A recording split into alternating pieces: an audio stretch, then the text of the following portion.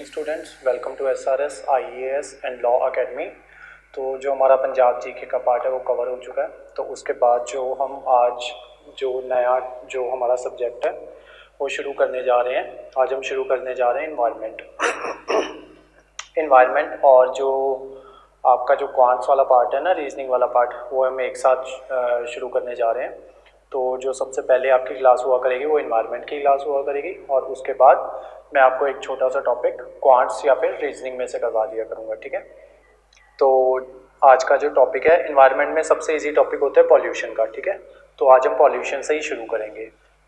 तो जैसा मैंने अपने स्टूडेंट्स को बताया हुआ है कि किस तरीके से आपको नोट्स बनाने हैं, वैसे आप इसके नोट्स बनाते रहना और जो जो पॉसिबल क्वेश्चंस हुआ करेंगे वो मैं आपको साथ के साथ करवाता रहूँगा कि इसमें से क्या पॉसिबल क्वेश्चन बन सकता है और किस तरीके से जो आपका जो एग्जामिनर है वो आपसे क्वेश्चन पूछ सकता है। तो आज का टॉपिक लिखो pollution.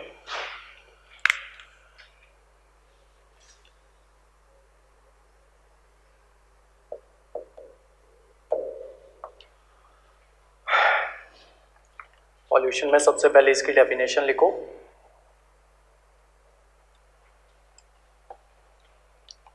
Any undesirable change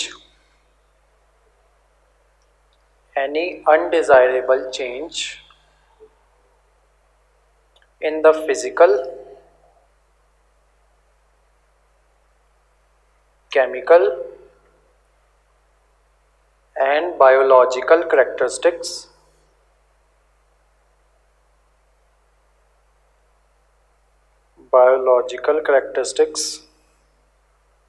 of air, water and soil which can affect human or our environment। ठीक है। पॉल्यूशन वो होता है कि किसी भी तरह का अनडिजायरेबल चेंज मतलब जो कि जो वो चेंज जो डिजायर्ड ना हो, ठीक है। तो ऐसा चेंज जो किस में आ जाए, एयर में, वाटर में, सॉइल में, जो कि किसको अफेक्ट करे, या तो ह्यूमन को इफेक्ट करे या फिर हमारे एनवायरनमेंट को अफेक्ट करेगी, उसको क्या कहेंगे, पॉल्यूशन। ठीक है, ये पॉल्यूशन की डेफिनेशन हो गई। अब नेक्स्ट लिखो पॉल्यूटेंट्स। पॉल्यूटेंट्स क्या होते हैं? पॉल्यूटेंट्स, ये पॉल्यूशन हो गया। अब नेक्स्ट लिखो पॉल्यूटेंट्स, POLLUTANTS, पॉल्यूटेंट्स। पॉल्यूटेंट्स में लिखो पॉल्यूटेंट्स आर मटेरियल्स और factors which cause adverse effect on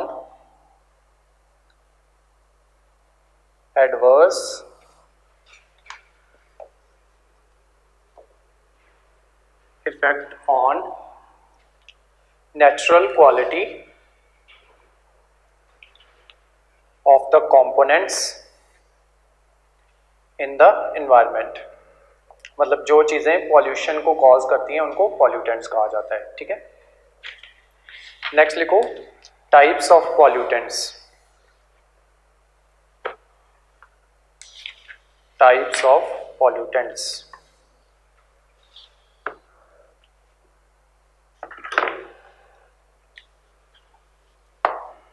pollutants ना कई टाइप्स के होते हैं और इनकी क्लासिफिकेशन ना डिफरेंट बेसिस पे होती है, ठीक है।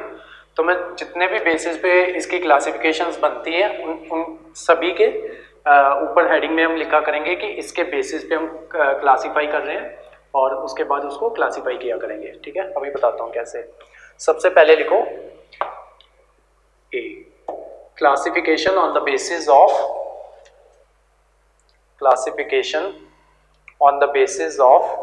nature of decomposition।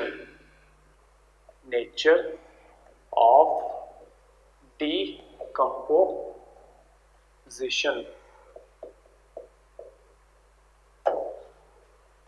इसमें सबसे पहले लिखो बायोडिग्रेडेबल,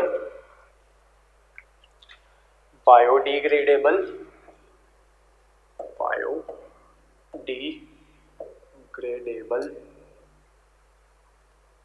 स्लैश डाल के लिखो डिकम्पोजेबल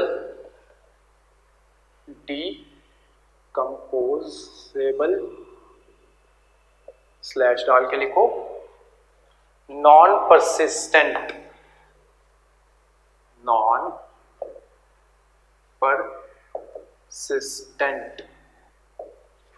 pollutants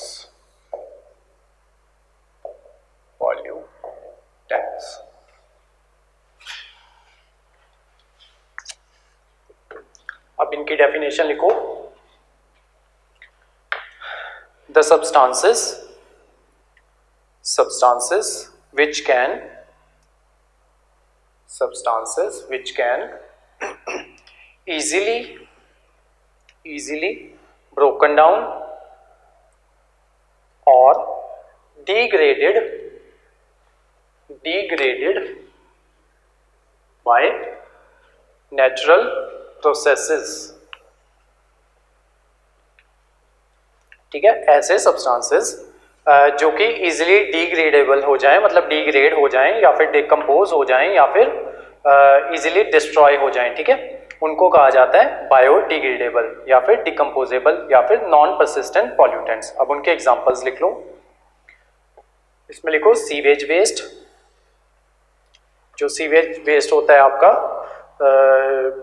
वो खुद ब खुद से डिकम्पोज हो जाता है, ठीक है, या फिर वो माइक्रोबियल एक्शन से डिकम्पोज हो जाता है। खुद ब खुद नहीं होता, असल में वो माइक्रोबियल एक्शन से ही होता है, ठीक है, वो क्योंकि हमें पता नहीं लगता इसलिए हमें लगता है कि वो खुद ब खुद डिकम्पोज हो गया है। डोमेस्टिक सीवेज, डिस्कार्डेड वेजिटेबल्स, कोई पुरानी खराब जो वेजिटेबल होगी ना उसको आप बाहर फेंक के तो थोड़े दिनों बाद देखना वो खुद ब खुद डिकम्पोज हो जाएगी, ठीक है, वो मिट्टी में मिल जाती है खुद ब खुद। नेक्स्ट लिखो food residue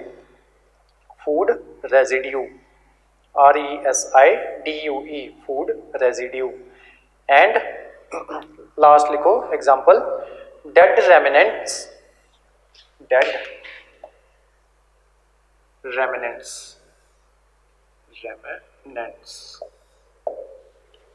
of plants and animals. M के बाद ए नहीं है, remnants REMNANTS of plants and animals. Next लिखो ये तो फर्स्ट क्लासिफिकेशन थी ना इसी में, नेचर ऑफ डिकम्पोजिशन में, ठीक है। नेचर ऑफ डिकम्पोजिशन का मतलब ये है कि अगर हम डिकम्पोजिशन के बेसिस पे इनको डिवाइड करें तो ये कितने टाइप्स के होते हैं, ठीक है, तो ये 2 टाइप्स के होते हैं, ठीक है। एक तो ये वाले थे बायोडिग्रेडेबल जो इजिली डिग्रेड हो जाते थे, ठीक है, या फिर इजिली डिकम्पोज हो जाते थे, ठीक है। अब जो सेकंड है ये है non biodegradable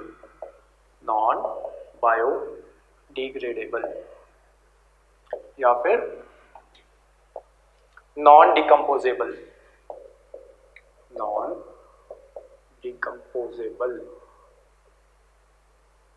pollutants.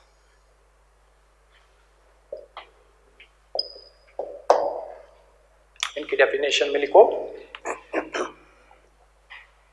pollutants that cannot be degraded by any natural process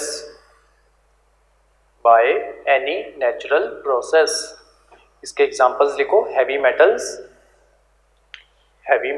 like lead, mercury, nuclear waste, aluminium, etc.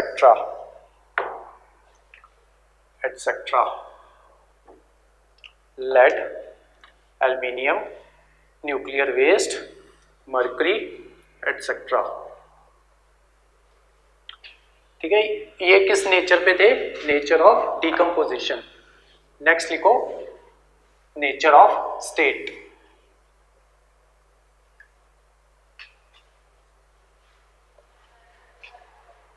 Nature of nature of state, यानी कि वो किस स्टेट में है। ठीक है, इसमें स्लैश डाल के लिख लो नेचर ऑफ स्टेट में।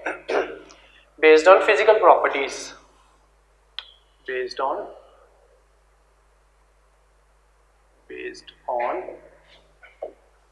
Physical properties.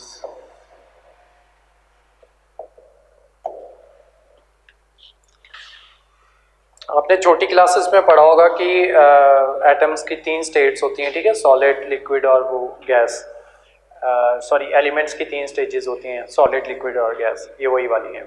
ठीक है, तो इसमें सबसे पहले लिखो pollutants on the basis of physical properties या फिर स्टेट। तो सबसे पहले कौन सी आएगी, सॉलिड स्टेट या सॉलिड पॉल्यूटेंट्स, सॉलिड पॉल्यूटेंट्स। ठीक है, ये तो पता ही है कि जो सॉलिड फॉर्म में होंगे। ठीक है, तो एग्जांपल्स लिख लो इसके, इलेक्ट्रॉनिक वेस्ट, बायोमेडिकल वेस्ट। ठीक है, और भी चाहो तो लिख सकते हो। नेक्स्ट लिखो लिक्विड, पहला सॉलिड हो गया, सेकंड लिक्विड, लिक्विड पॉल्यूटेंट्स। इसमें लिख लो example, thermal water pollution, thermal water. ये जब आगे जाके करेंगे ना वाटर पॉल्यूशन, फिर बताऊंगा कि ये थर्मल वाटर होता है और किस तरीके से पॉल्यूट करता है। नेक्स्ट लिखो लिक्विड के बाद थर्ड लिखो गैसियस,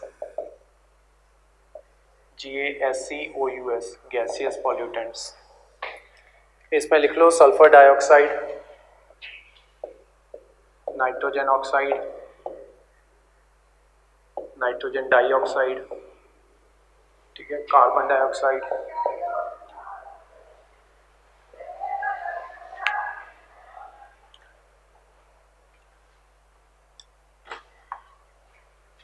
इसी में एक फोर्थ लिखो pollutants without weight, pollutants without weight. इसमें लिखो नॉइस, ये भी कवर करेंगे हम नॉइस पॉल्यूशन। ठीक है, order ODOUR, order pollution, noise pollution, order pollution, light pollution, light pollution.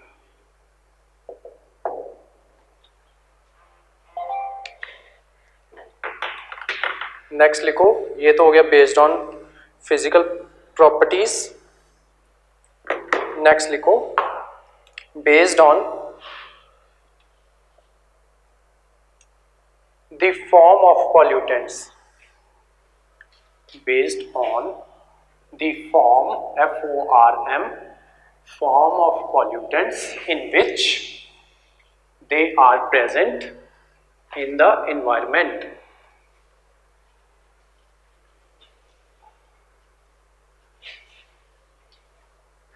Based on the form of pollution, based on the form of pollutants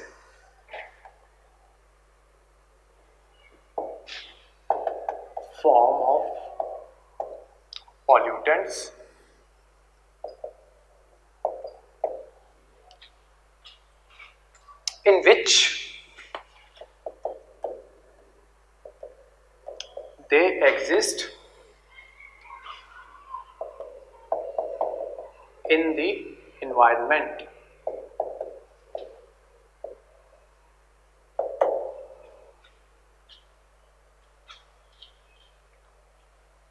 इस पे लिखो सबसे पहले प्राइमरी पॉल्यूटेंट्स, प्राइमरी पॉल्यूटेंट्स। इसमें लिखो substances that are released directly from the known source, KNOWN, known source, are known as primary pollutants.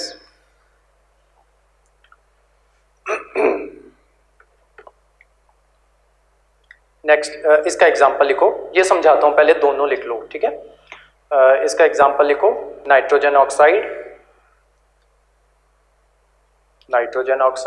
Sulphur dioxide.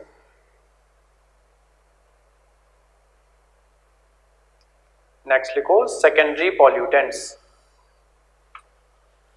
ये primary, next secondary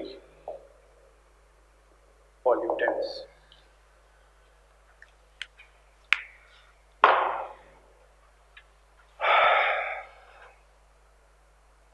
इसमें लिखो these are generated from the chemical reactions of primary pollutants।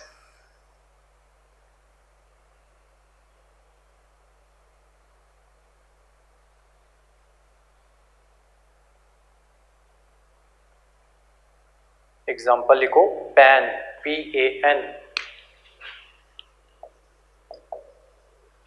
Bracket में लिखो पर oxy acetyl nitrate, पर oxy acetyl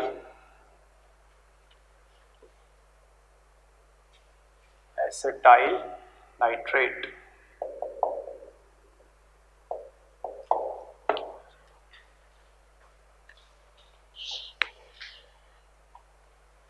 इसके bracket में लिखो, इसके ब्रैकेट में produced from primary pollutants nitrogen oxide when mixed with hydrocarbons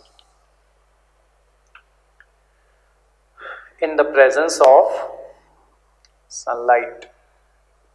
जब नाइट्रोजन ऑक्साइड क्या है हमारा प्राइमरी पॉल्यूटेंट, ठीक है। प्राइमरी पॉल्यूटेंट वो पॉल्यूटेंट होते हैं जिनका ना सोर्स पता हो। अब जैसे ये जो नाइट्रोजन ऑक्साइड होती है ना और ये सल्फर डाइऑक्साइड होती है, ठीक है, ये जनरली निकलते हैं चिमनी से, ठीक है। तो हमें पता होता है कि ठीक है ये चिमनी से निकलेंगे या फिर ये बर्निंग ऑफ फॉसिल फ्यूल वहाँ से भी निकलते हैं, ठीक है। तो बेसिकली हमें इसका सोर्स पता है, ठीक है। लेकिन जब ये रिलीज हो गया, ये प्राइमरी पॉल्यूटेंट रिलीज हो गया उसमें एटमॉस्फेयर में, ठीक है, उसके बाद वो केमिकल रिएक्शंस होके ना ये बना देता है, सेकेंडरी पॉल्यूटेंट बना देता है। अब इसका हमें सोर्स नहीं पता होता, ठीक है, कि अगर वो जो नाइट्रोजन आया है, ठीक है, बना तो इसी से ही है ना, मान लो ये नाइट्रोजन ऑक्साइड से बना है। अब हमें ये नहीं ना पता कि जो वो वाला नाइट्रोजन ऑक्साइड है वो कहाँ से आया था, ठीक है। तो बेसिकली इनका जो सोर्स होता है वो हमें पता नहीं होता। दूसरी बात, पहली बात कि ये जो प्राइमरी पॉल्यूटेंट्स हैं उनसे बनते हैं। चलो ये हो गया हमारा based on the form of pollutants in which they exist in the environment. Next लिखो based on the existence in nature of pollutants. Based on the existence in nature of pollutants.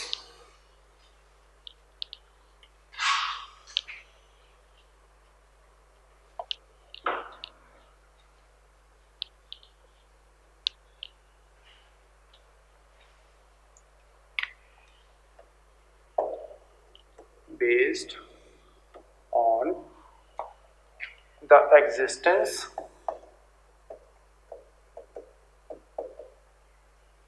in the nature of pollutant।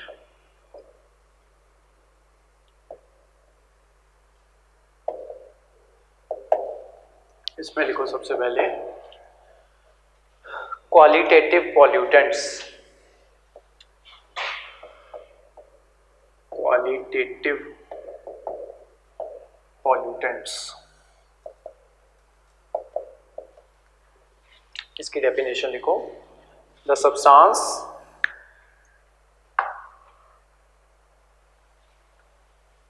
that do not occur in the nature but generated by man,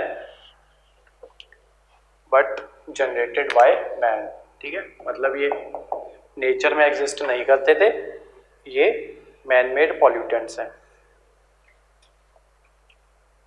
next लिखो quantitative pollutants. Quantitative pollutants, इसमें लिखो, ओ इसके examples रह गए, इसके examples लिखो qualitative के, DDT, DDT pesticides, DDT and pesticides etcetera. Quantitative में लिखो the substances that are present in nature and pollute the environment beyond certain levels are known as threshold levels.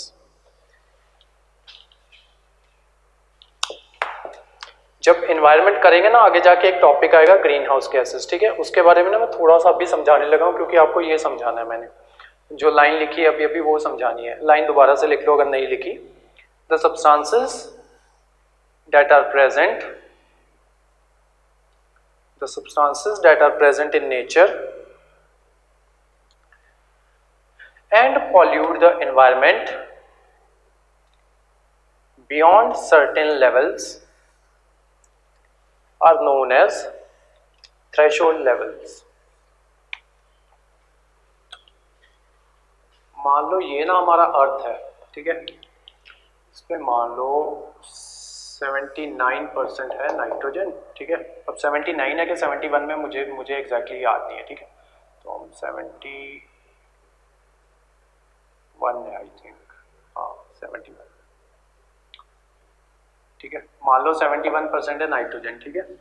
अब ये नाइट्रोजन ना ये इसका लेवल है, ठीक है, 71% इसका थ्रेशोल्ड लेवल है, मतलब जब तक तो 71% रहेगा, ठीक है, तब तक तो ये कोई नुकसान नहीं करेगा, लेकिन जैसे ही ये 71% से इंक्रीज करेगा ना, तो 71% से इंक्रीज करेगा, ठीक है, तो 71% जो इसकी लिमिट है ना, उस लिमिट को कहते हैं थ्रेशोल्ड लेवल, ठीक है, threshold level.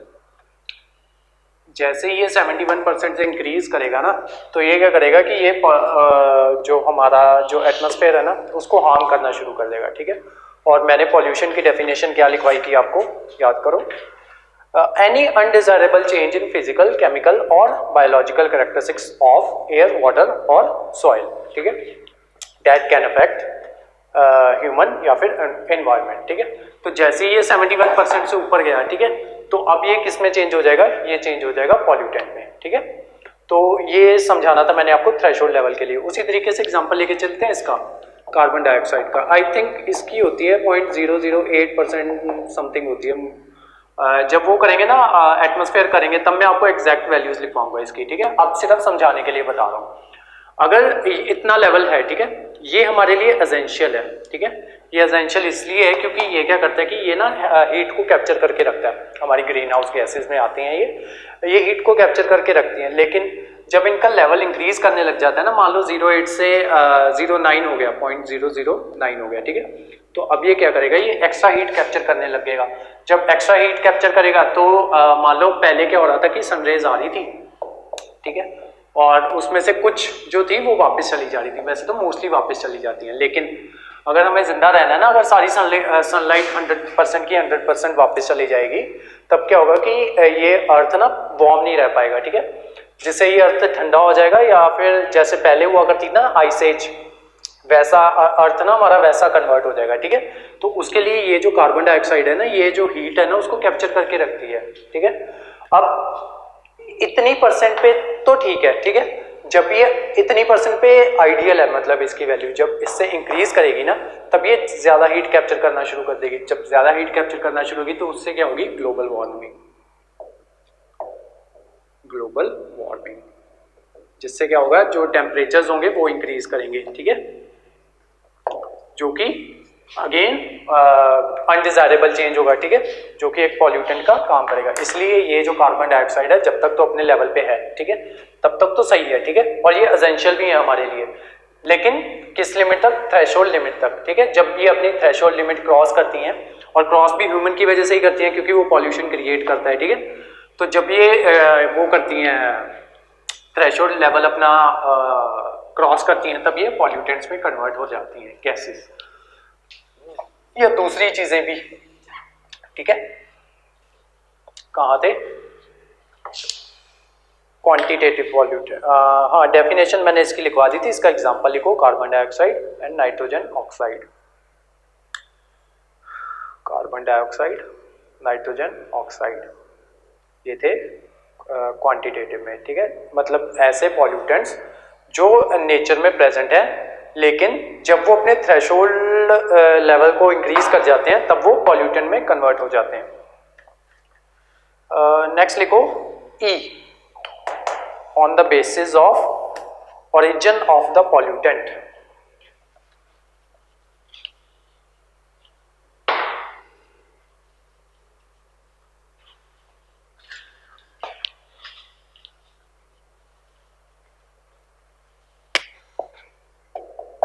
based on origin, इसमें लिखो सबसे पहले natural pollutants, NATURAL, natural pollutants. Second लिखो anthropogenic, ANTH, anthropogenic, POGENIC, anthropogenic. Anthropogenic word जहाँ भी आ जाए ना, उसका मतलब इसमें ह्यूमंस इन्वॉल्व है। ठीक है, बहुत बार आता है ये, ज्योग्राफी में आता है, आपके इसमें इन्वायरमेंट में आता है, अदरवाइज भी आ जाता है। नेचुरल में लिखो natural pollutants, pollution occurring by nature और by natural processes. Pollution occurring by nature और by natural processes. Natural process से पॉल्यूशन कैसे हो सकता है?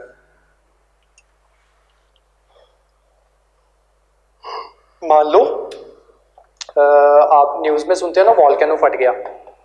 अब जब वॉल्केनो फटता है ना, तो वो ना बहुत सी राख ऊपर लेके उठता है। ठीक है, जिससे क्या होता है कि एयर पॉल्यूशन कॉज हो जाता है, और वो राख इतनी ज़्यादा होती है कि वो जो हमारा पूरा ऊपर का एटमॉस्फेयर होता है ना, एक पूरी की पूरी लेयर को कवर कर लेता है, मतलब ऑलमोस्ट इतना ऊपर पहुंच जाता है वो।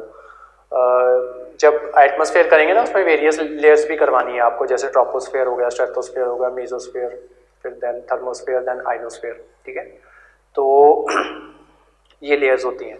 तो ये जो नेचुरल कॉजेज हो जाते हैं ना, तो ये सब उसमें आ जाते हैं। तो इसमें लिखो नेचुरल फायर्स। ठीक है, कई बार आप देखते हो कि जैसे अभी पीछे ऑस्ट्रेलिया में वाइल्ड बुश फायर लग गई थी। ठीक है, तो ये सब कॉज करते हैं पॉल्यूशन। ठीक है, अब वो जो फायर लगी थी उससे क्या होगा कि जो पेड़ थे वो जल गए। ठीक है, और पेड़ों की जलने की वजह से एक तो कार्बन डाइऑक्साइड काफ़ी इंक्रीज हुई। ठीक है, और उसके अलावा जो धुआं था वो बहुत हुआ, और उसके अलावा जो वहाँ की वाइल्ड लाइफ थी उसको बहुत इफेक्ट हुआ। ठीक है, तो ये आ जाते हैं उसमें ऑरिजिन ऑफ पॉल्यूटेंट में नेचुरल पॉल्यूटेंट्स। तो इसमें एग्जांपल्स लिखो, वॉल्केनोज और नेचुरल फायर्स, और ऐसे कुछ और भी सोच सकते हो आप। ठीक है, सुनामी हो गया। ठीक है,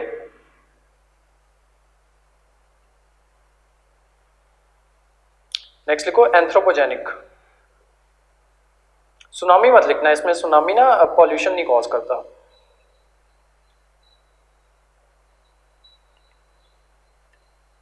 डायरेक्टली नहीं कॉज करता, इनडायरेक्टली करता है। जैसे मान लो सुनामी आई। ठीक है, तो जब लास्ट टाइम सुनामी आई थी ना, तो बहुत सा ना जो उसका जो आपका जो समुद्र था ना, उसमें ना बहुत सा प्लास्टिक था। ठीक है, वो ह्यूमंस ने ही फेंका हुआ था उसने, तो उसने वो सारा प्लास्टिक उठा के ना वापस मार दिया ह्यूमंस पे, इतनी जोर से आई थी। तो टेक्निकली पॉल्यूशन तो उसने कॉज किया, लेकिन उस कॉज का रीज़न सुनामी नहीं थी।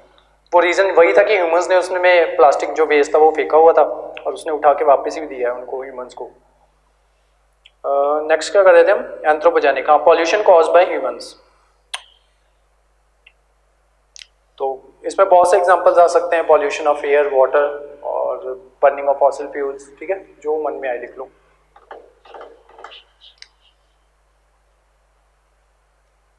लास्ट लिखो based on the possibility of regulation, based on the possibility of regulation, F।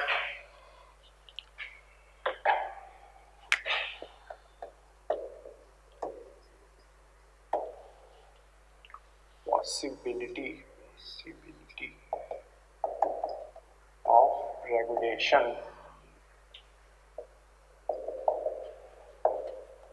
ये लीस्ट इंपॉर्टेंट है।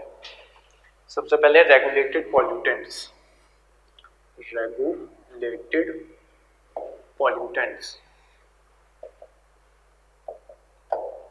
नेक्स्ट लिखो सेकेंड, इसकी डेफिनेशन लिख लो पहले।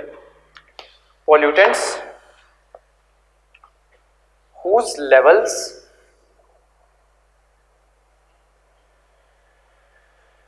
in the atmosphere are controlled by emission regulations which are in force.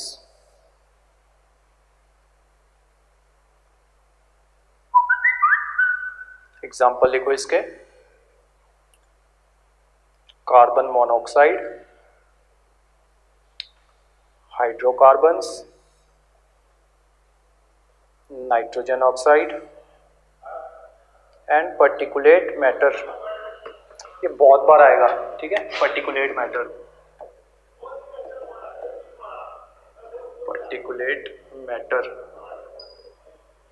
PM कहते हैं इसको, ठीक है। आगे से पीएम ही लिख लेना।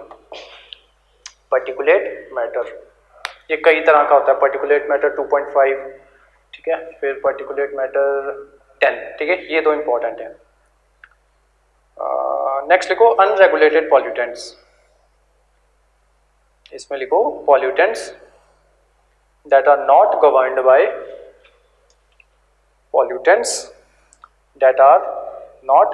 Bye, emission regulations.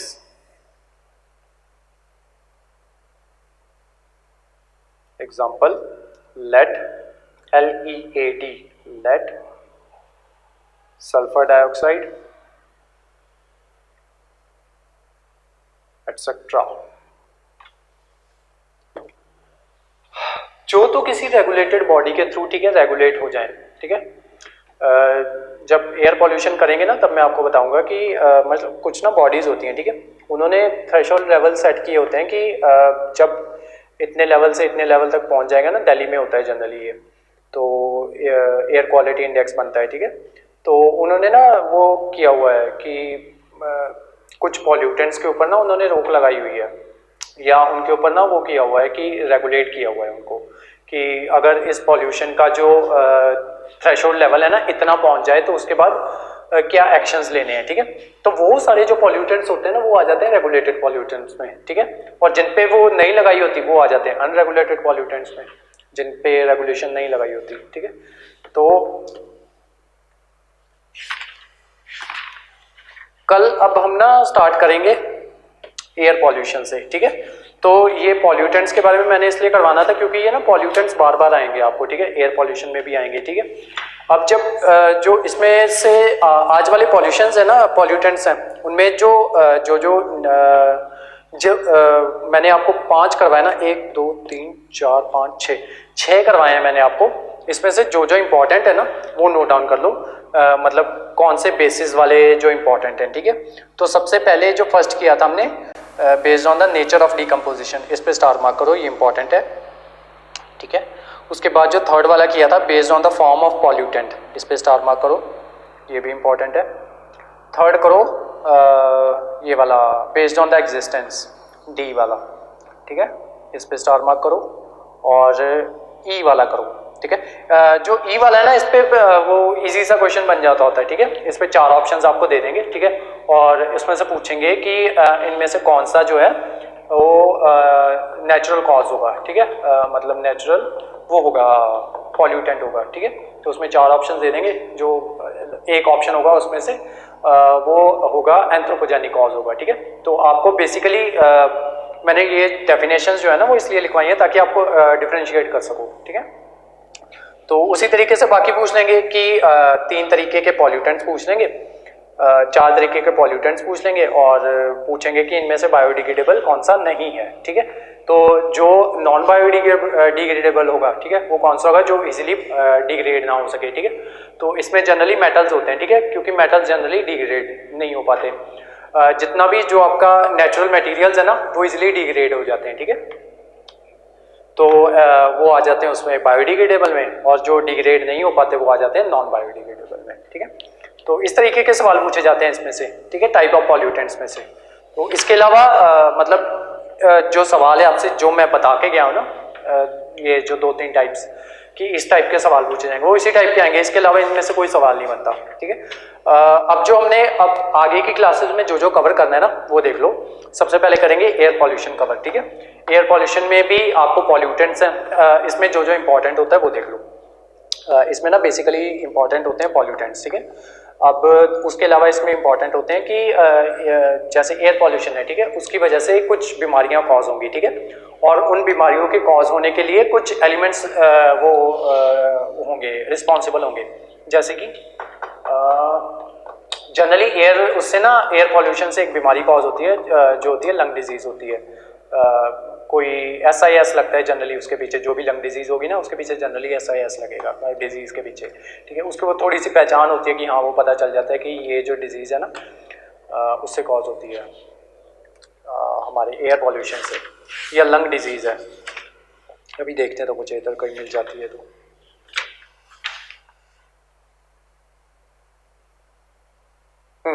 जैसे ये देखो एस्बेस्टोस डिजीज है, ये इससे क्या होता है कि ब्रेथलेसनेस कॉज होती है, ठीक है। और ये एस्बेस्टोस इंडस्ट्री होती है, ये ना एक वो होता है पॉल्यूटेंट होता है एस्बेस्टोस, ठीक है। इसकी वजह से वो डिजीज होती है, उसमें क्या होता है कि लंग कैंसर का ही एक वो होता है, मतलब इससे लंग कैंसर भी हो सकता है, और इसमें ये जो डिजीज होती है एस्बेस्टोस इससे वो होता है ब्रेथलेसनेस होती है। उसी तरीके से एक कॉटन डस्ट होती है जो कॉटन टेक्सटाइल इंडस्ट्री में मिलती है। कॉटन डस्ट असल में कुछ नहीं होता है, जो कॉटन के वो जो छोटे छोटे रुएं होते हैं ना वो नाक में आपके चले जाते हैं, नाक से क्या होता है कि वो हमारे लंग्स तक चले जाते हैं, जिससे क्या करता है कि ये डिस्ट्रक्शन ऑफ लंग टिश्यू करता है। उस डिजीज का नाम होता है बिसियोनेसिस। मैंने बोला था ना पीछे जितने भी लंग डिजीज होंगी ना उनके पीछे SIS लगेगा, ठीक है। तो ये थोड़ी सी पहचान होती है इनकी ये लंग डिजीज की। तो इस तरीके की जैसे ये डिजीज हो गई, ठीक है। अब ये डिजीज पूछ लेंगे, फिर आपसे पूछ सकते हैं कि ये कौन सी डिजीज है, ठीक है, लंग डिजीज है या किस तरीके की डिजीज है, ठीक है। ये क्वेश्चन तो इसमें से ये बन जाता है। उसके अलावा ये पूछ लेंगे कि जैसे ये लंग डिजीज है, यही वाली थी जैसे ये एस्बेस्टोस थी, ठीक है। इससे पूछ लेंगे, आपको 4 ऑप्शंस दे देंगे, फिर पूछ लेंगे कि ये किसकी वजह से कॉज होती है, ठीक है। तो ये कल ना मैं जब हम ये करेंगे सारे पॉल्यूशंस करेंगे तो उनके साथ साथ जो ये कॉज होती है ना, डिजीज कॉज होती हैं, ठीक है, वो भी मैं आपको साथ के साथ करवाता रहूँगा, ठीक है। और साथ में आपको ये भी बताता रहूँगा कि ये वाली इंपॉर्टेंट है। तो ये तो हमारी थी क्लास आज की, ठीक है। इसी तरीके से उसका चलेगा, वाटर पॉल्यूशन का चलेगा। वाटर पॉल्यूशन में एक डिजीज होती है मिनीमाटा करके डिजीज होती है, ठीक है। ये कॉज होती है उससे मरकरी की वजह से कॉज होती है, ठीक है, कंजम्पशन ऑफ मरकरी की वजह से कॉज होती है। उसके अलावा बच्चों में एक डिजीज कॉज हो जाती है लेड की वजह से, ठीक है। तो ये सारी डिजीज हमने करनी है, ठीक है। I think black lung disease करके भी एक डिजीज होती है, ठीक है। तो इस तरीके से ये सारी डिजीज है ना, इसमें मेनली इंपॉर्टेंट यही है। उसके अलावा जो आपके पॉल्यूटेंट्स हैं वो इंपॉर्टेंट है, ठीक है। और उसके अलावा बीच में छोटे छोटे टॉपिक्स आएंगे, जैसे एसिड रेन आएगा, ठीक है, उसमें क्वेश्चन बन जाते हैं। एसिड रेन बहुत टाइम तक ना इनका फेवरेट टॉपिक रहा है, इनका PPSC का और UPSC का भी, ठीक है। तो ये जनरली आपके इस पे सवाल पूछते रहे हैं, ठीक है। और उसके अलावा स्मोक आ जाता है, ठीक है। स्मोक होता है इसका smoke plus smoke plus fog plus smoke, हाँ, फॉग प्लस स्मोक ये बनाती है स्मोक, ठीक है। तो ऐसे क्वेश्चन आपसे पूछ लेते हैं कि स्मोक की फॉर्मेशन के लिए क्या क्या चीज़ें चाहिए होती हैं, ठीक है। तो उसमें से एक ऑप्शन ये होता है कि फॉग और स्मोक, ठीक है। तो इन दोनों से बनता है स्मोक, और ये 2 टाइप का होता है, ठीक है। एक नाइट्रोजीनस होता है और दूसरा होता है सल्फ्यूरिक, ठीक है। और इनके एक अलग अलग नाम है, एक को लंडन स्मोक कहते हैं, दूसरे को आई थिंक कहते हैं या तो सैन फ्रांसिस्को कहते हैं या फिर सैन डिएगो कहते हैं, ठीक है। वो जब करेंगे ना मैं फिर आपको अच्छे से करवा दूंगा। आज मैंने आपका जो लेक्चर था वो बस यहीं तक प्रिपेयर किया था कि टाइप ऑफ पॉल्यूटेंट्स तक, ठीक है, क्योंकि हमने इसके बाद रीजनिंग स्टार्ट करनी थी, ठीक है। तो इसके जो नोट्स है ना वो अलग बनाना। अब जो ये हम शुरू करने जा रहे हैं ना आज हम करेंगे ये नंबर सीरीज करेंगे, ठीक है। तो इसमें 3 टाइप्स हैं, वो करवाऊंगा मैं आपको, उसके बाद क्लास हम कर देंगे खत्म, ठीक है। तो इसके नोट्स ना अलग से बनाना। और आज मैं आपको घर के लिए कोई वो नहीं दूंगा, क्योंकि आज 3 ही टाइप्स है ना, तो ये सच मतलब इस पे इतने क्वेश्चंस बने नहीं, इसलिए मैंने बनाए भी नहीं, ठीक है, आपको दिए भी नहीं और इजी हैं, आप समझ भी जाओगे, इसकी आपको प्रैक्टिस की भी नहीं ज़रूरत। जब हम 5-6 टाइप्स कर लेंगे ना, उसके बाद मैं आपको घर के लिए वो दूंगा, मतलब आपको होमवर्क होगा, क्वेश्चंस दूंगा, वो आप मुझसे सॉल्व करना, ठीक है, और उसकी आंसर की भी प्रोवाइड करवा दूंगा मैं आपको। और इस बार ना टेस्ट दोनों का होगा, एक तो आपका इन्वायरमेंट में सिर्फ पॉल्यूशन, और जो दूसरा होगा 50 क्वेश्चंस पॉल्यूशन के डाल दूंगा, 50 क्वेश्चंस नंबर सीरीज के डाल दूंगा। तो सबसे पहले ना तो ये देखो कि ये जो नंबर सीरीज होती है ना, ये कवर कहाँ पे होती है, आपका जो टॉपिक है ना, जहाँ पे आपको लिखा हुआ है रीजनिंग, ठीक है, ये रीजनिंग के अंडर कवर होती है, और ये SONING, रीजनिंग के अंदर भी वर्बल रीजनिंग, ठीक है, उसके अंदर एक टॉपिक होता है न्यूमेरिक और alpha numeric series, numeric and alpha ALPHA, alpha numeric, ठीक है, अल्फा न्यूमेरिक सीरीज, उसका सिर्फ ये वाला पार्ट अभी हम कवर करने जा रहे हैं, ठीक है, जो हमारा टॉपिक होगा ना वो सारा ये टॉपिक एक साथ चलेगा, ठीक है, आज हम सिर्फ इसको उठाएंगे, ठीक है, इसमें भी 3 टाइप्स, इसकी सिर्फ 3 टाइप्स उठाएंगे, ठीक है। तो वैसे ये जो आपका सारा टॉपिक है ना, ये सारा है, ठीक है, सारा करवाऊंगा मैं। तो इसको शुरू करने से पहले ना थोड़ी थोड़ी बातें आपको पता होनी चाहिए, जनरली लोगों को पता भी होंगी, ठीक है, लेकिन मेरी आदत ये है कि मैं ना हमेशा बेसिक से करवाता हूँ, मतलब इस चीज़ को ध्यान में रख के कि मान लो अगर किसी को ना भी आता हो ना, अगर आता होगा तो वेल एंड गुड, अच्छी बात है, अगर ना भी आता हो ना फिर भी उसको पता चल जाए ना, रादर देन मैं आपको ये अज्यूम करके कि आपको आता ही होगा, तो मान लो कोई बच्चा होता है जिसको नहीं आता होगा तो वो पीछे छूट जाता है, ठीक है, तो मैं बिल्कुल बेसिक से करवाऊंगा। तो सबसे पहले ना इसमें हेडिंग डालो, ये हेडिंग बना लेना numeric and alpha numeric series, ठीक है, ये हमारा टॉपिक 1 है, ठीक है, तो जब ये खत्म हो जाएगा ना उसके बाद टॉपिक 2 स्टार्ट करेंगे, वो तब मैं बता दूंगा। तो ये जो जितने भी हम कर रहे हैं ना, इन सबको मतलब एक उसमें रखना, एक टॉपिक में रखना, न्यूमेरिक और अल्फा न्यूमेरिक सीरीज में। तो सबसे पहले लिखो, हेडिंग बना लो, कंसेप्ट ऑफ नंबर सिस्टम,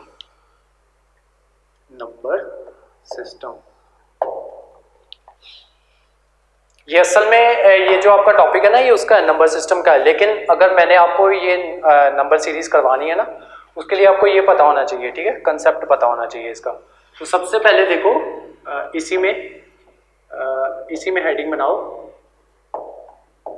सबसे पहली कि नेचुरल नंबर कौन से होते हैं, नेचुरल नंबर्स, इसमें लिखो all the counting numbers starting from 1, all the counting numbers starting from 1, ठीक है, तो 1 2 3 4 एंड सो ऑन, ठीक है, ये हो गया आपके नेचुरल नंबर्स।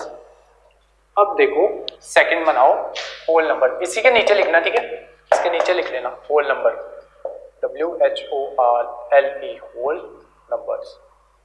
ये कौन से होते हैं, सारे नेचुरल नंबर्स और जीरो प्लस नेचुरल नंबर्स, ठीक है, तो ये कौन से हो जाएंगे, 0, 1, 2, 3 एंड सो ऑन, ठीक है, 2 हो गए नेचुरल नंबर्स और होल नंबर्स।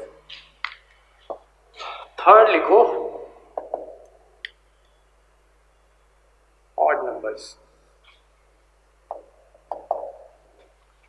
इसमें लिखो numbers not divisible by 2, not divisible by 2, तो कौन कौन से हो जाएंगे, 1, 3, 5, 7, 9 एंड सो ऑन, ठीक है।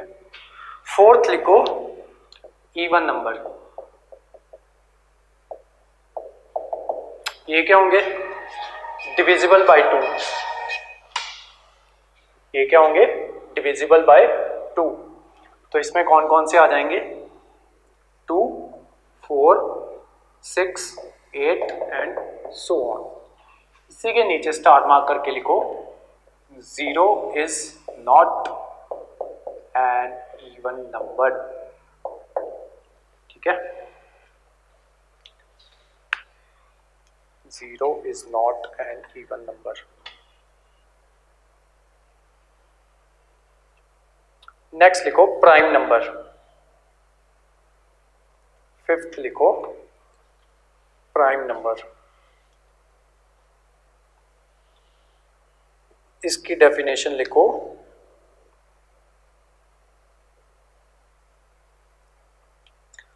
अ नंबर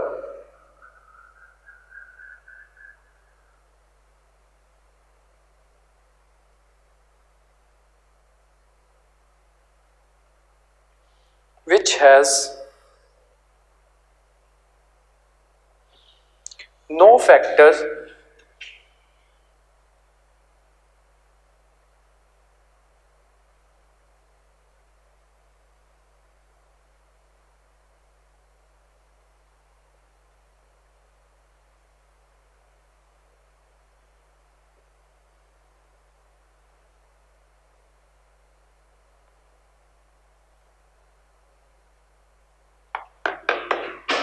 ये लाइन काट दो।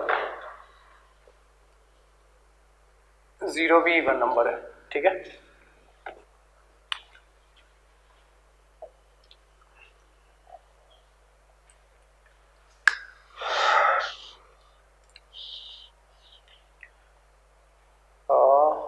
कहाँ थे हम? प्राइम नंबर पे। A number which has no factor except itself and unity. Except itself and unity, prime number.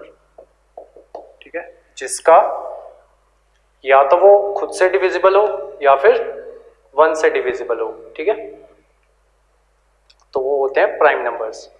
Example लिखो 2, 3, 5, 7, 11, 13, 17, 19 etc.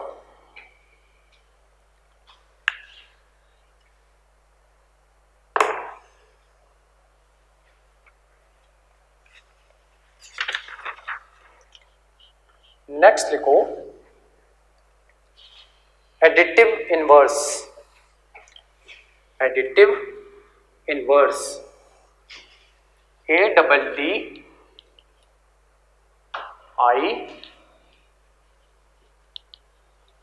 ADDITIV एडिटिव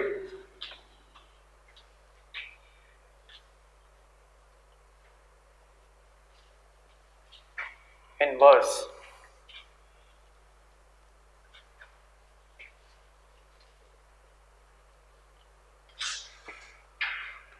इसमें लिखो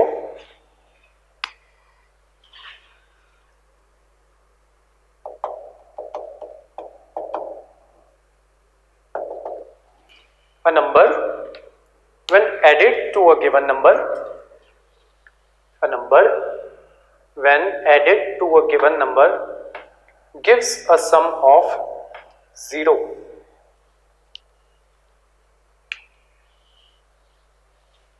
A number when added to a given number gives a sum of 0. Example लिखो, जैसे -4 में हमने plus किया 4। ठीक है, तो क्या सम दिया उसने? 0। तो जो -4 होगा ना, ये एडिटिव इनवर्स होगा 4 का। ठीक है, ये एग्जांपल लिख के आगे लिख लो ब्रैकेट में, -4 is additive inverse of 4।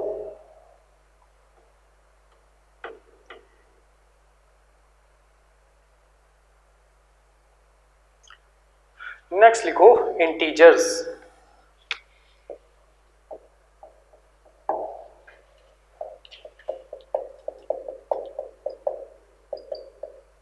Integers, इसमें लिखो पॉजिटिव इंटीजर्स, दूसरे लिखो नेगेटिव इंटीजर्स, ठीक है। पॉजिटिव इंटीजर्स हो गए 1 2 3 एंड सो ऑन, ठीक है। नेगेटिव इंटीजर्स हो गए माइनस इन्फिनिटी टू -3 -2 -1, ठीक है।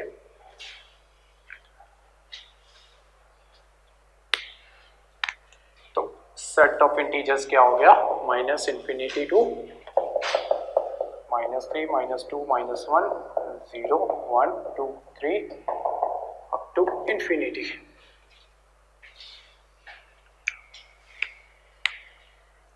नेक्स्ट लिखो इंटीजर्स के बाद लिखो 8th रैशनल नंबर,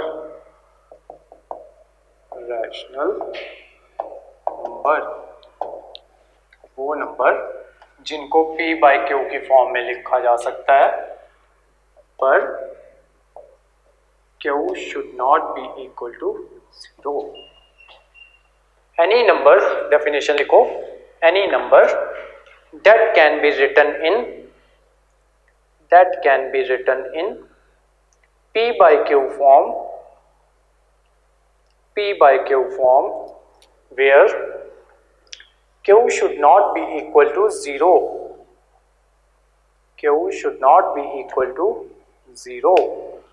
एग्जाम्पल लिखो 1/4 0.25,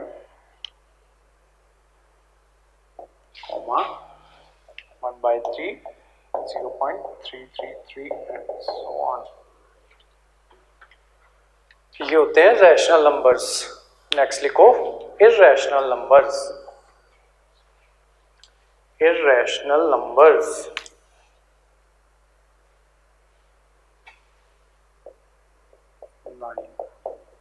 irrational numbers, इसमें लिखो any number in the set,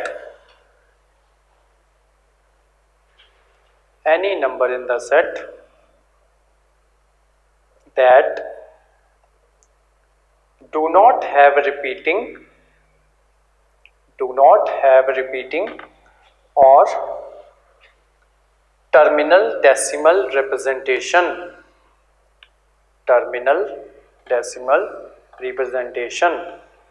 ये क्या होती है समझाता हूँ अभी। एग्जाम्पल लिख लो पहले इसके। √2 √1 पाई -0 1 0 0 0 1 so on।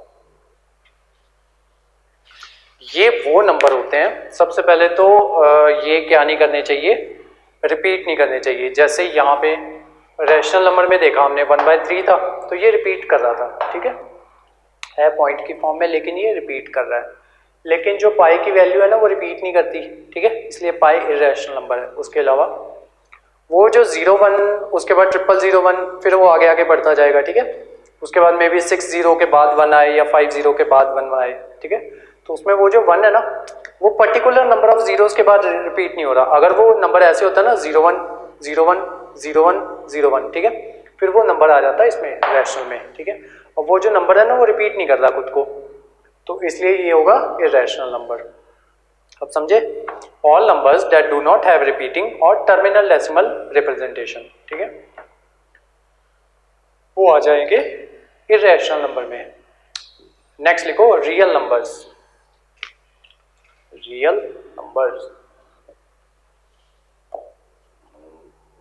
10th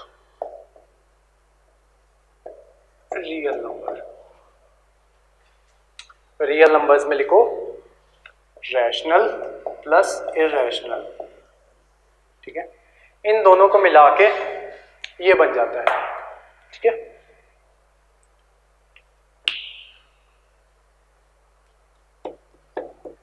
मतलब सारे रैशनल नंबर्स और सारे इर्रेशनल नंबर्स मिलके बना देते हैं रियल नंबर।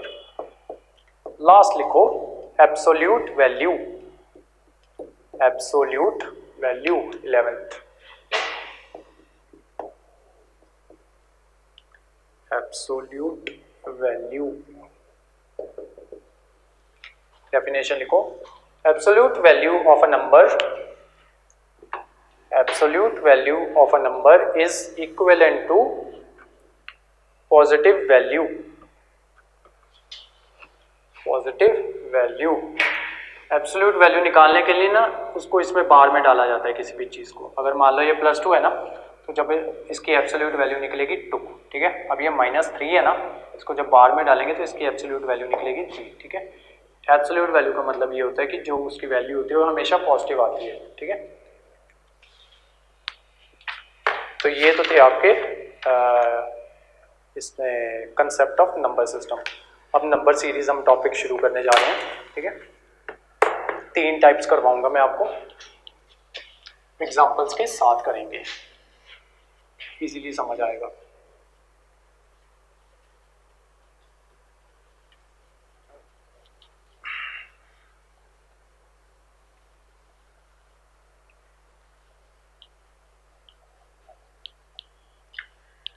ये जो नंबर सीरीज होती है ना, इसमें 5-6 वो बनती हैं आपकी टाइप्स बनती हैं, ठीक है।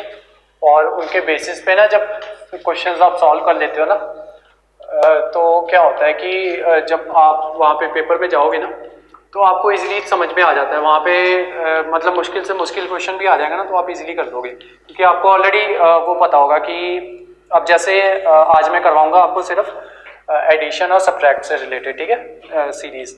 और कल हम करेंगे मल्टीप्लिकेशन और डिवीजन वाली सीरीज़, और उसके बाद करेंगे स्क्वायर वाली, ठीक है। तो अब ना इसमें थोड़ा सा ये होता है कि जल्दी समझ में आ जाता है। अब जैसे अगर तो दोनों के बीच का जो आपकी सीरीज़ के जो नंबर्स होंगे ना, अगर उनके बीच का डिफरेंस थोड़ा थोड़ा है, ठीक है, फिर आप समझ जाओगे कि जो वो है, जो आपका नंबर है ना, ये या तो पॉजिटिव सीरीज़ है नेगेटिव सीरीज़ है। और जब वो डिफरेंस बहुत ज़्यादा हो, ठीक है, मान लो यहाँ पे 8 हो, फिर वहाँ पे थोड़ा सा ज़्यादा बड़ा नंबर हो, फिर एकदम से बड़ा नंबर हो, ठीक है, वो जो सीरीज़ होती है वो होती है मल्टीप्लिकेशन वाली, ठीक है, या स्क्वायर की सीरीज़ भी हो सकती है, ठीक है।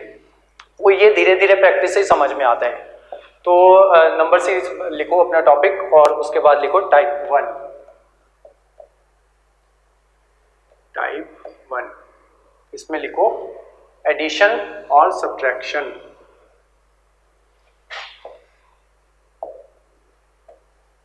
Odd even. ऑड इवन करवाया ना अभी आपको मैंने, तो बेसिक क्वेश्चन से चलेंगे, ठीक है, मतलब ज़्यादा फास्ट नहीं चलेंगे, धीरे धीरे चलेंगे, और बेसिक से शुरू करेंगे, ठीक है, इजी क्वेश्चन से।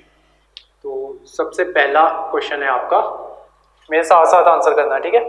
तो आपको ना सीरीज दी गई है, अच्छा, जो ये वाला होता है ना, ये उसमें भी कवर होता है। कई बार आपको ना ऑड मैन आउट पूछ लेते हैं, ठीक है, तो ये उसमें भी कवर होता है, ये यही वाला टॉपिक हमारा, ठीक है। तो जैसे मान लो क्वेश्चन है 8, फर्स्ट नंबर है 8, सेकेंड है 10, नेक्स्ट है 12, नेक्स्ट है 14, नेक्स्ट फाइंड आउट करो, ठीक है। अब इसमें तरीका ये होता है कि ये बढ़ रहे हैं ना नंबर, ठीक है, इसमें सबसे इसको सॉल्व करने का बेसिक तरीका ये होता है कि डिफरेंस निकाल लो, ठीक है। यहाँ पे डिफरेंस देखो कितने का है, ठीक है, ये कितना बढ़ रहा है 2, ठीक है। आगे देखो ये कितना बढ़ रहा है 2, फिर ये कितना बढ़ रहा है 2, ठीक है। तो नेक्स्ट क्या होगा 16, ठीक है। ये तो होगी उसकी एडिशन की कौन सी वाली सीरीज होगी, ये इवन वाली, ठीक है। अब ऑड वाली एक देख लेते हैं, मान लो 5, ठीक है, उसके बाद 7, 9, 10, 11, नेक्स्ट क्या होगा, ठीक है। तो दोनों के बीच का डिफरेंस देख लो कितने का है, 2 का, 2, फिर से 2, फिर से 2, तो यहाँ पे क्या आएगा 13, ठीक है, 11 + 2 13। ये दोनों क्या थे, एडिशन के एग्जाम्पल थे, ठीक है। अब नेक्स्ट देखो सब्ट्रैक्शन के एग्जाम्पल देखो, थर्ड,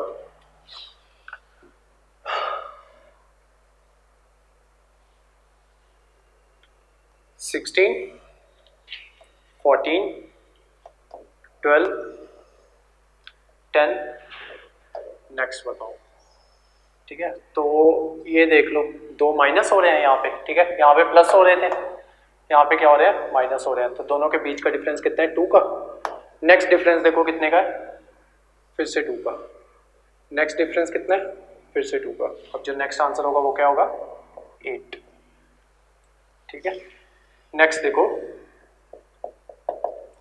4th, ये कौन से नंबर्स थे, ये सारे थे इवन वाले, ये थे ऑड, ये इवन है। अब यहाँ पे करते हैं ऑड वाला।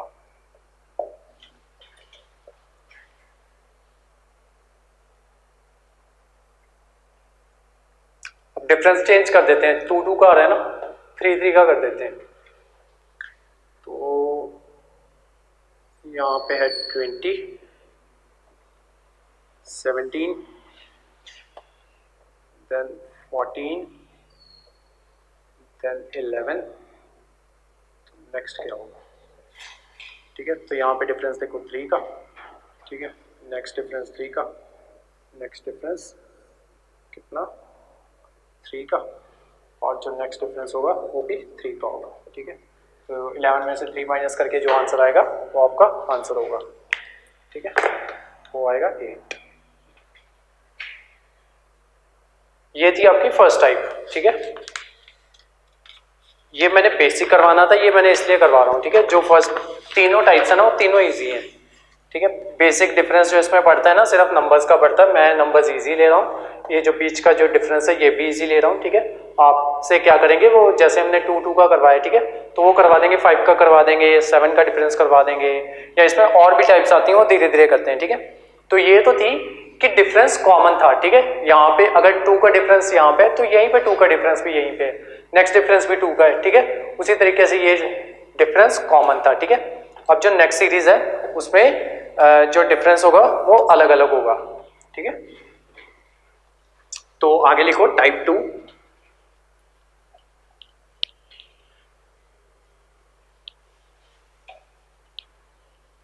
इसमें डिफिकल्ट क्वेश्चंस भी आएंगे, लेकिन अभी वो मैं आपको नहीं करवा रहा हूं। वैसे ये ओवरऑल डिफिकल्ट होती ही नहीं है, बहुत इजी होती है नंबर सीरीज। बस अगर आपको सारी टाइप्स का पता हो ना फिर बहुत इजी है। और ये जो टाइप्स होती है ना, मतलब ये इसमें ऐसा कुछ नहीं होता कि आपको याद रखनी पड़ेगी। आप जितने ज़्यादा सम्स इसके सॉल्व करोगे ना उतनी जल्दी ना, बेसिकली रीजनिंग का मतलब यही होता है, लॉजिकल रीजनिंग का मतलब यही होता है कि वो जो आपका जो मेंटल आईक्यू है ना उसको इंक्रीज करना होता है। ठीक है, तो जितना अच्छा आईक्यू होगा और वो इसी से आएगा, जितनी ज़्यादा प्रैक्टिस करोगे उससे आता रहेगा ये। ठीक है, तो धीरे धीरे क्या करोगे, जब आप प्रैक्टिस कर लोगे ना इसके 200-300 क्वेश्चन प्रैक्टिस कर लोगे, आपको देख के पता चल जाया करेगा कि अच्छा इसका आंसर ये होगा। टाइप 2 करते हैं, एडिशन और सब्ट्रैक्शन ऑफ कंसेक्यूटिव ऑड और इवन नंबर। एडिशन और subtraction of consecutive odd even. आज आपको एक पीपीएससी का क्वेश्चन भी करवाऊंगा जो पीपीएससी पूछ चुकी है। ठीक है, तो लिखो इसमें क्वेश्चन, जब आएगा ना फिर बताता हूँ वो क्वेश्चन। 5, 7, 10, 14, नेक्स्ट।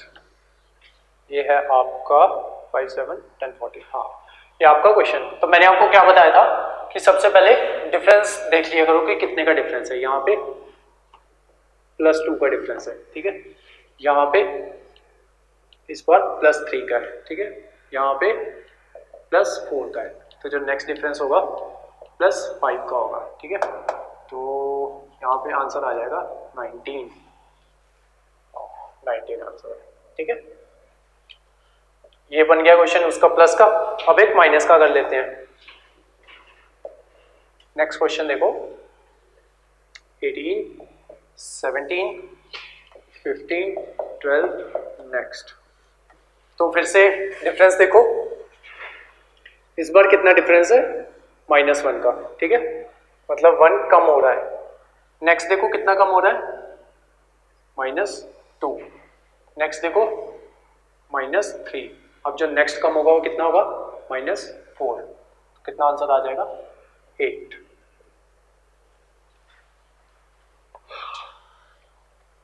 इजी है ना। नेक्स्ट देखो, ये पीपीएससी का क्वेश्चन है जो पीपीएससी ने पूछा था 2015 में। क्वेश्चन देखो, 195, उसके बाद 225, उसके बाद 285, देन 315, नेक्स्ट टर्म हमको निकालनी है, ठीक है। अब दोनों का डिफरेंस देखो कितना है, इसमें कितना डिफरेंस है, +30 का, ठीक है। इसमें कितना डिफरेंस है, +60 का। पैटर्न देख रहे हो, 30 60। अब नेक्स्ट क्या हो सकता था, +90 हो सकता था, ठीक है, लेकिन उन्होंने 90 नहीं डाला, उन्होंने क्या डाल दिया, +30, ठीक है। अब पैटर्न देख रहे हो, 30 60 30। अब जो नेक्स्ट डिफरेंस होगा वो कितने का होगा, +60 का, ठीक है। अब एक क्वेश्चन तो ये हो गया, ठीक है। इसी पे एक और क्वेश्चन बन सकता था, 30 का डिफरेंस, 60 का डिफरेंस, 90 का डिफरेंस। अगर यहाँ पे 90 का डिफरेंस होता तो जो नेक्स्ट डिफरेंस आना था वो हमारा कितना होता, 120 का, ठीक है। तो उसके अकॉर्डिंग जो बनता वो वहाँ पे आप लिख देते, ठीक है। अब उसमें 60 ऐड कर लो तो कितना बन जाएगा, 375, ठीक है। तो इसका आंसर है नेक्स्ट वाले का 375। ये 2015 के पीपीएससी में पूछा गया है, 2015 पीपीएससी का पीसीएस का एग्जाम, ठीक है, उसमें पेपर 2 में पूछा था ये उन्होंने। तो ये होगी आपकी टाइप 2 खत्म, ठीक है। अब नेक्स्ट करते हैं टाइप 3, आज की लास्ट टाइप। और कल इसके थोड़े से क्वेश्चंस और आपको प्रैक्टिस करवा के ना नेक्स्ट टाइप्स के, उसके बाद मैं आपको वो सेंड कर दूंगा इसकी प्रैक्टिस के लिए, आपको प्रैक्टिस क्वेश्चन सेंड कर दूंगा।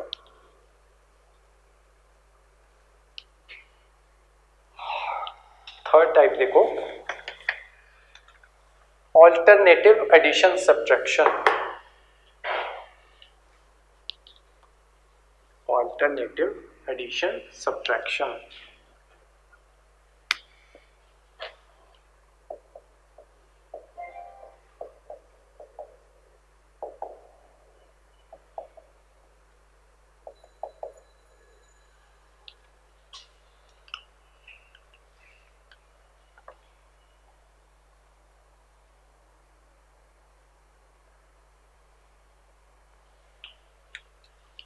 क्वेश्चन नंबर 1 देखो,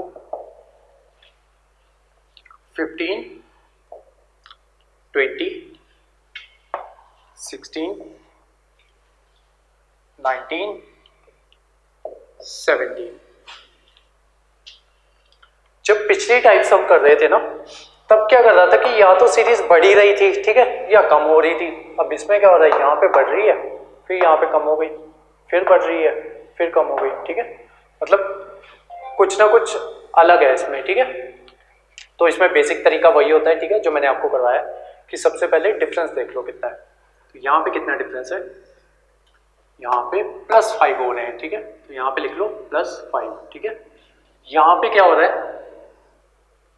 कम हो रहा है ना, कितना कम हो रहा है, -4, ठीक है। नेक्स्ट देखो, अब क्या हो रहा है, +3 हो रहा है, ठीक है। ऑल्टरनेटिवली चल रहा है ना, +5 हुआ, -4 हुआ, +3 हुआ, नेक्स्ट क्या होगा, -2।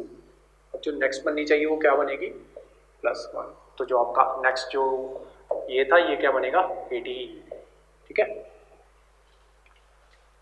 एक क्वेश्चन और कर लो इसका, उसके बाद क्लास फिनिश करते हैं, ठीक है। क्वेश्चन नंबर 2 देखो, 20 26 21 25 22 क्वेश्चन मार्क, ठीक है। वही मेथड, डिफरेंस देखो कितना है, 20 से 26 हो रहा है, यानी कि क्या हो रहा है, +6 हो रहा है। नेक्स्ट क्या हो रहा है, 26 से 21 हो रहा है, मतलब -5। नेक्स्ट क्या हो रहा है, 21 से 25 +4, 25 से 22 -3। नेक्स्ट क्या होना है, +2। तो आपका आंसर क्या आएगा, 24। ठीक है।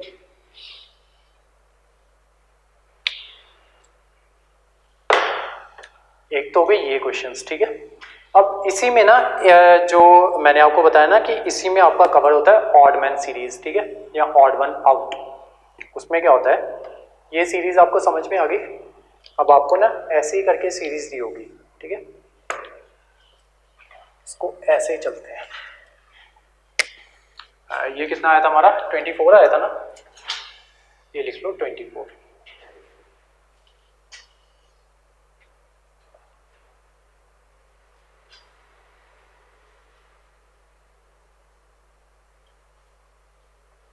अब मान लो यहाँ पे 22 की जगह मान लो होता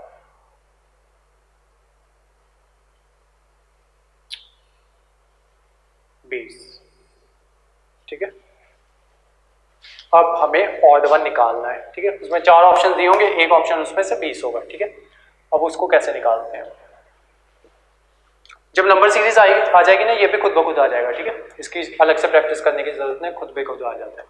डिफरेंस देखो यहाँ पे है सीरीज में, यहाँ पे क्या है +6 का, ठीक है। यहाँ पे क्या है -5 का, ठीक है। यहाँ पे कितना है +4 का। सीरीज बिल्कुल सही चल रही है ना, 6 +6 -5 और ये। और जो ऑड वन आउट होता है ना, उसमें इतने कम नंबर नहीं होते, नंबर और ज़्यादा होते हैं, ठीक है। तो यहाँ पे अब क्या आना चाहिए था, टेक्निकली देखा जाए तो हमें ये समझ में आ गया ना कि प्लस माइनस चल रहा है और ये नंबर है ये कम होते जा रहे हैं, ठीक है। तो यहाँ पे टेक्निकली आना चाहिए था -3, ठीक है। यहीं से पता चलेगा आपको कि गलत है, ठीक है। अब यहाँ पे -3 आना चाहिए था, ठीक है। अगर यहाँ पे -3 होता तो यहाँ पे क्या आता 22, ठीक है। इसको ऐसे लिख के चलो। और अगर 22 क्या होता है और जो नेक्स्ट वाला क्या होता है +2 होता है, तो 22 + 2 24, ठीक है। ये आपका आंसर सही हो जाता है। लेकिन यहाँ पे -3 करके 20 आ रहा है ना, तो जो ऑड वन आउट होगा वो यही वाला होगा, ठीक है। इस तरीके से निकलते हैं आपके ऑड वन आउट। अभी अगर नहीं समझ में आया ना तो फिक्र मत करना, जब सारी ये आपकी सीरीज हो जाएगी ना, नंबर सीरीज सारी हो जाएगी, उसके बाद अगर ना आया ना फिर टेंशन लेना, ठीक है। फिर मेरे से पूछना कि सर हमें ये वाली चीज़ समझ में नहीं आई, ठीक है। फिलहाल पहली पूरी नंबर सीरीज कर लो, जब आपका इस पे हाथ बैठ जाएगा ना नंबर सीरीज पे, फिर बहुत ईजी हो जाता है, ठीक है। ऑड वन आउट भी निकल आता है। अगर आज नहीं समझ में आया तो टेंशन मत लो, अगर ना आया तो मैं करवा दूंगा फिर ऑड वन आउट, ठीक है। उसके अलग से एग्जाम्पल्स लेके ना वो करवा दूंगा मैं आपको। और टेस्ट दोनों का ही लेंगे, जब एक साथ लेंगे ना टेस्ट, ऑड वन का भी लेंगे और इसका भी लेंगे, नंबर सीरीज का भी। और टेस्ट आपको बताया ना संडे को है, अगर तो संडे तक हमारा पॉल्यूशन खत्म हो गया, ठीक है। सैटरडे को मतलब पॉल्यूशन खत्म हो गया, फिर संडे को टेस्ट रख लेंगे। और अगर संडे तक नहीं होता खत्म तो फिर मंडे को ले लेंगे। पॉल्यूशन इतना बड़ा नहीं है,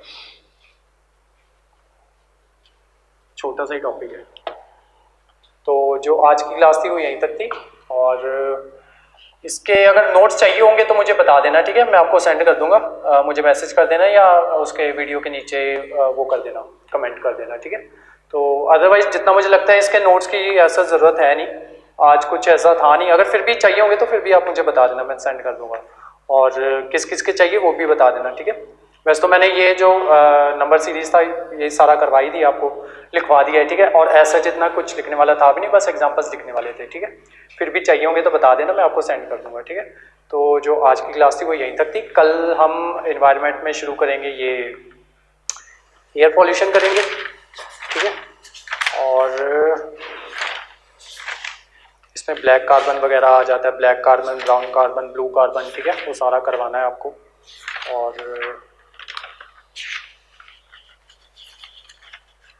कुछ मिशंस हैं वो करने हैं। कल एयर पॉल्यूशन ही होगा, उसके बाद इसके अलावा नहीं कुछ हो पाएगा। एयर पॉल्यूशन ही हो पाएगा कल, बस। कोई ना, कल एयर पॉल्यूशन करेंगे और इसके जो आगे के जो टॉपिक्स हैं वो करेंगे, ठीक है। तो आज की क्लास यहीं तक थी। Thank you so much.